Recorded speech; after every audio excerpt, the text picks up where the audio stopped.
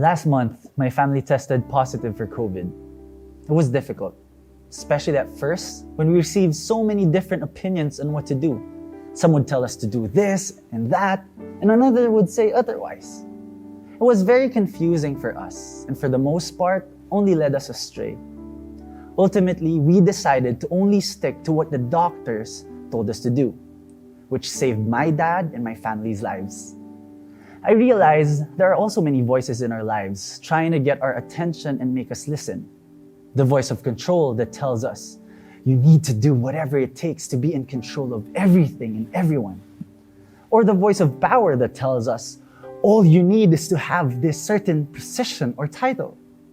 The voice of pleasure that says, all you need is to be happy and comfortable. Or the voice of affirmation, which says, all that matters is that you get everyone's approval. Hearing these voices can also be confusing, and following them could lead us astray. And so, as followers of Christ, the Bible reminds us which voice to listen to.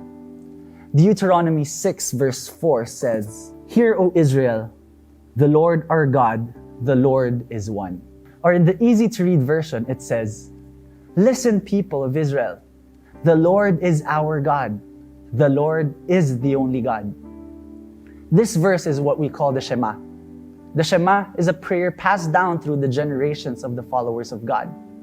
The word SHEMMA means listen, and to some extent, to obey. This verse was very important to the Israelites back then because they lived in a world where people believed there are many gods who compete for power and attention over their lives. And similarly today, we live in a time where there are many temptations to worship the gods of money, pleasure, power, and so many others.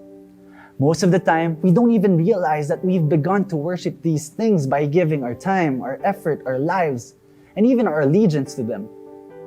And at some point, the object of our worship is no longer God.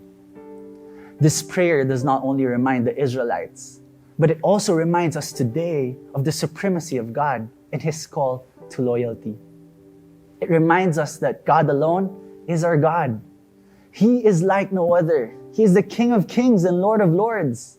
His voice trumps any other voice. His word is the truth.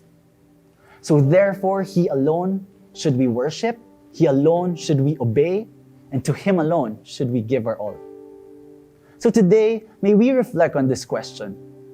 Is the Lord my God? And are there any other gods in my life besides God Himself? My hope and prayer is that our answer will be, the Lord is our God. The Lord is the only God. God bless you and have a great day.